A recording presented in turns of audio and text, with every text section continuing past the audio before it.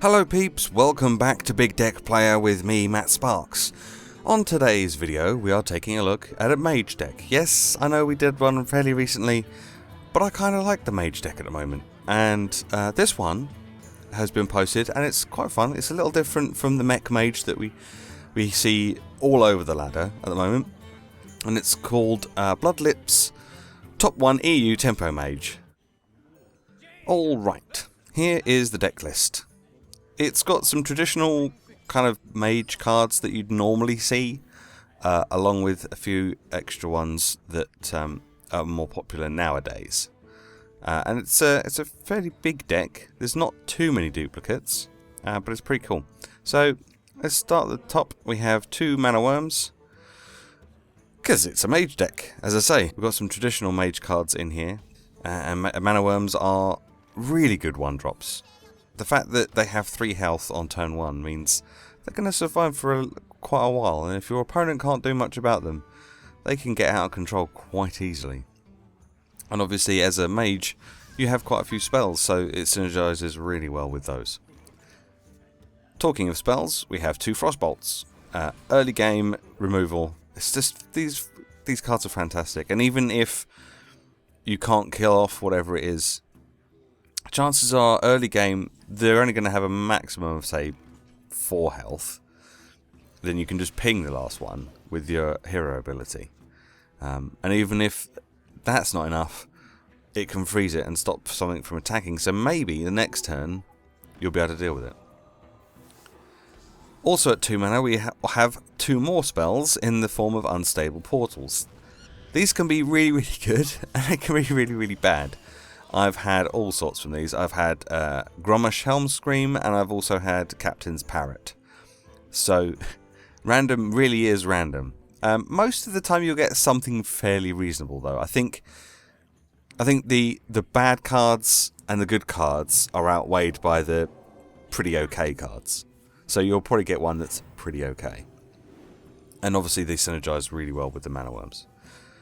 We have 2 Mad Scientists, because we have a couple of secrets in this deck, and getting Mad Scientists out can mean that you get those secrets for free.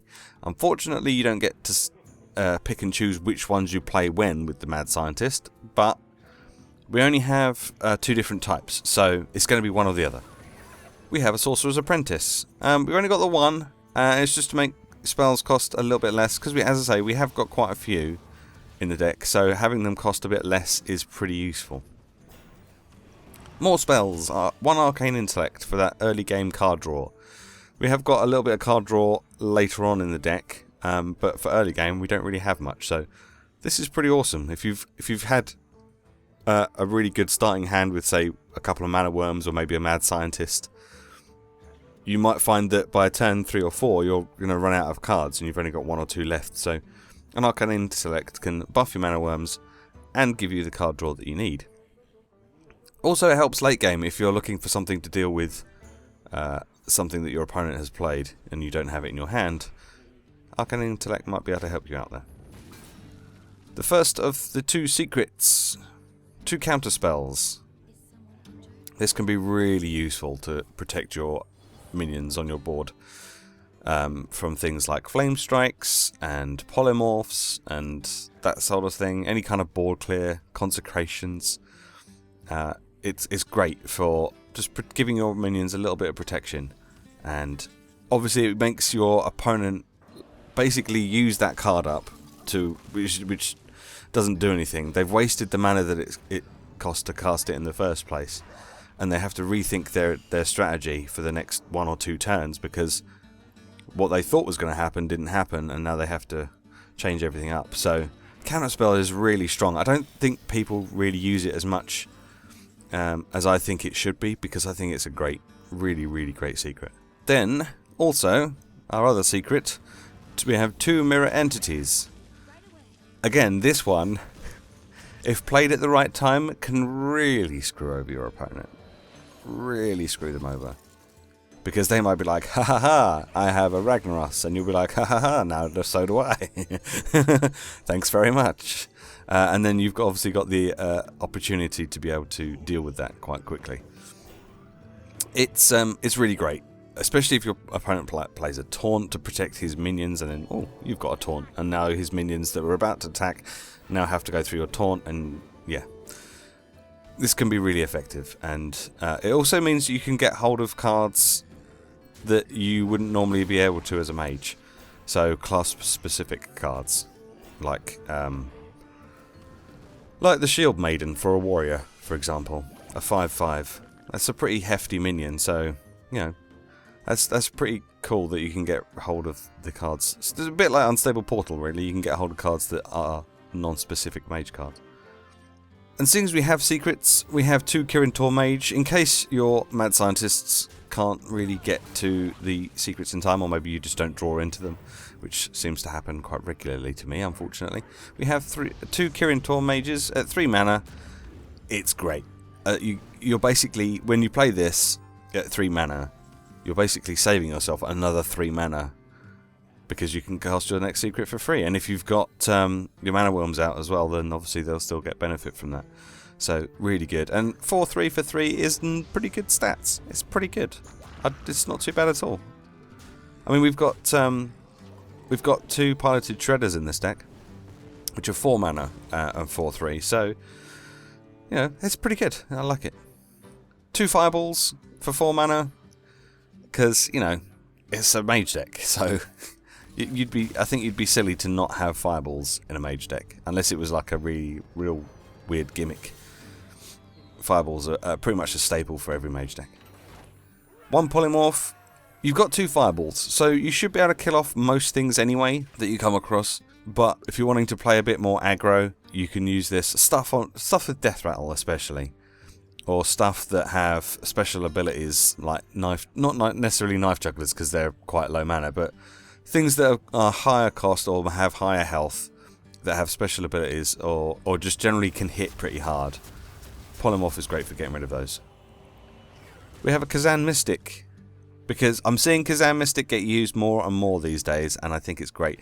I like having this in decks that don't normally have secrets, but it's especially useful in a mage deck that does have secrets. Because I'm seeing this getting played more and more, it means that if your opponent plays one on you, you can then play this one on your opponent and get it back again, which is fantastic. I don't see many people running 2 of these, so it's a bit like a big game hunter. You only usually see 1, and I like the fact that there is 1 in this deck. Also, these annoying mages that I keep finding that have Ice Block, you could just Kazan Mystic the Ice Block away, and then pow! Right in the kisser. At 4 mana also, we have the Piloted Shredders, as I mentioned before. Having 4 attack on a lot of these minions means that priests are going to have a really tough time, because they won't be able to Shadow Word Pain and they won't be able to Shadow Word Death. And I like that very much. So, Kirin Tor Mages, Kazan Mystics, Piloted Shredders, and the next card, the Azure Drake, all have 4 attack, which means priests are going to hate you. And that's a good thing, because you will be able to beat them, hopefully. This is what I meant when I mentioned the later card draw. So it's not huge card draw, but it should help you out a little bit. Plus the 4/4 body is pretty good, and you get the +1 spell damage. For a long time, we didn't see Azure Drakes in decks. I think it was just after the GVG came out, and everyone was using mechs and stuff. But they're making a bit of a comeback now, because they are a good solid card, especially for mage decks that use spells a lot. Having these out means that your fireball will kill off a Dr. Boom, it does 7 damage, and you know it's just a great card.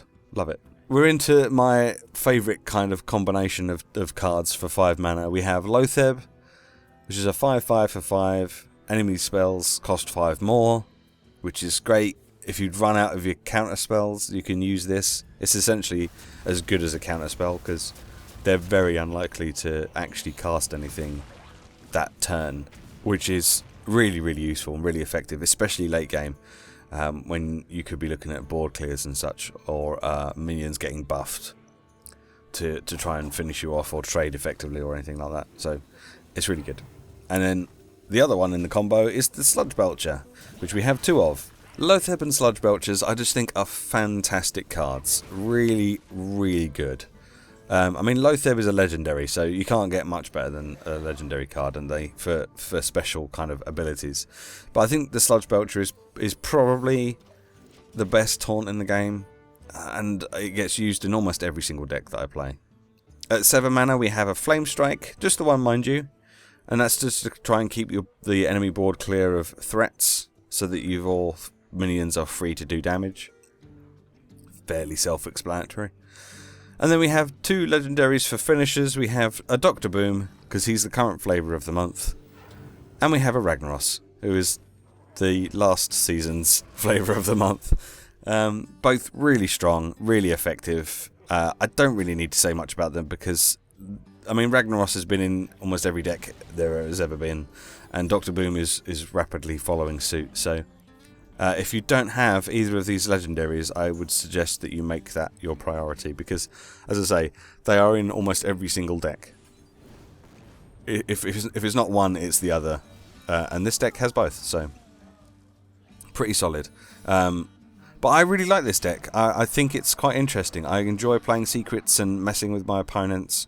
I enjoy that more than having just a mech mage that kind of just goes through the motions to defeat my opponents. So I really suggest that you check this deck out and give it a try. If you do play this deck and you do well with it, then obviously let me know. If you make any videos, feel free to link them to me via my Twitter and I'll be sure to come and check them out. But that's the deck. That's the Bloodlips Tempo Mage. I think it's really good. You can also follow Bloodlips on Twitch. The stream's over there, which is just twitch.tv/Bloodlips. But don't forget to head over to this deck list on hearthstone.com. I'll put a link in the description so you can go and check it out for yourself. Give it a plus rating, and I will see you next week for some more Big Deck Playa. Thanks for watching. Bye-bye.